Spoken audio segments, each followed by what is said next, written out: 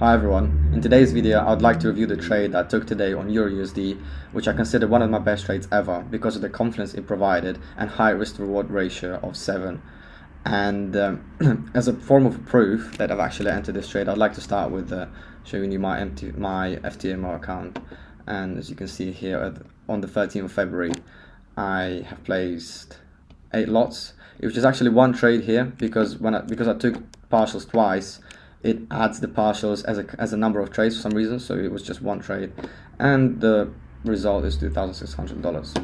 Okay, I can also improve the MT5 screenshot at the end of the video. So moving on to the charts, this is 1 minute time frame, but I think I should start with a high time frame just to explain why I was seeking long positions. By the way, here you can see that I have this box. This is a very useful thing you could do yourself as well. It just stays on your screen all the time and it's like fixed, so it's anchored. You can always refer to it and just remind yourself about your trading strategy, you know. So basically the things that you're looking for to enter, because sometimes you may forget about the confidence that you're seeking to enter a trade, but this way it's always in front of you and it's really hard not to notice it. So moving on to the 4-hour time frame, I saw that the price is just respecting the OTE area and the discount area for long positions. So here price made a high, came back to OTE and made a new high. Okay, then came back to OTE, made a new high, and then again it came into discount, so it gently touched with the wick the 50% area or 0.5 discount area and swept these lows.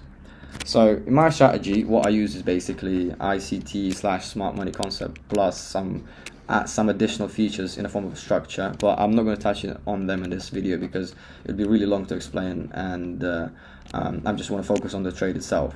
So in my strategy, this low that has made a new high is called inducement, so I would normally mark it as IDM, and this is one of the reasons why I was seeking long positions. So depending on how the price interacts with this inducement, I can sort of anticipate what is going to be the next move in the market. So because the price swept IDM, I'm expecting this high to be renewed. If the price closed with a body below this IDM, I would expect the price to potentially go lower and until it reaches the first order block, and then I would see the reaction of that order block, if that makes sense.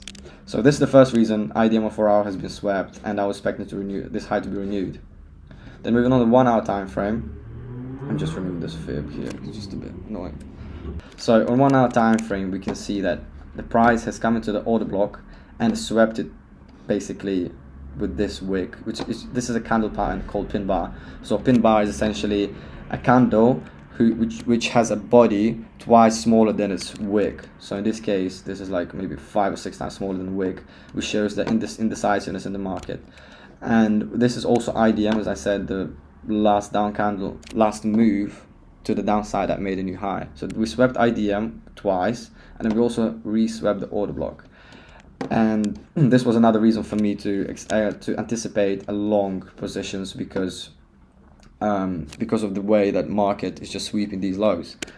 So, and then if we move on to 15-minute time frame, we can see that we observing SMT between DXY and EUR/USD. So if we were to, oh, it's already inverted, right? So yeah, in this case, DXY is inverted, so that the upside down scenario. So we can see that today, Euro has swept these lows, while DXY has failed even to sweep Asian's low. So this is already SMT divergence. Plus, if you wondered what is this line at the bottom of my chart, this is RSI. But don't worry, I'm not using it as support and resistance, guys. I don't seek any bullish crossovers or move to 30 or 70 levels. I'm basically using it to identify RSI divergence. So RSI divergence in this case is when the price on the chart makes a low and then a lower low, while RSI shows a low and a higher low. This is RSI divergence for me. So it basically means that the money are leaving the market. So in this case, we can see that the money are not supporting this bearish move to the downside because indicators showing that there is less positions opened to the downside than the upside in this case. Okay, so so in my strategy, combining both RSI divergence and SMT is a very useful tool to anticipate reversals. I basically trade reversals, and it works really well in my case. And if we move on 1 minute time frame, so low time frame, you can see that my trade management was pretty decent. I closed 50% of my position here and then 50% of my position there. But take attention to what I was actually waiting for. So I waited for a break of structure here, so where the candle is closing with its body above this previous high. This is very important that it closes with a body, because if it wicks into it 2-3 times, this is not break of structure. Okay, so here I got break of structure, then I was expecting a move into the OT area on a lower time frame. So we've got this move into OT area, and then I see rejection from this area in the form of a pin bar again. So this candle pattern is showing me that the price doesn't want to go lower below this candle's low. So I set my stop loss here, entry here.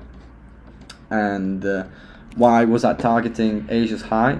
Well, because I already explained the high time frame, I was anticipating price to make a new high on the 4 hour and 1 hour time frame. Plus, because I'm using active take profit partialing, I'd say. So because I'm partialing along with the price going higher, this allows me to trail my stop loss. So as I took first partial, I also placed my stop loss into break even. So I was basically risk free on this trade.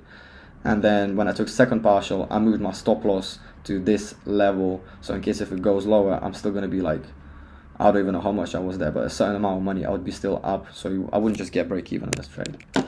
And this is basically it. If you would like to learn more about how I trade, or you have any ideas, or you have just any questions, please let me know at the end of this video.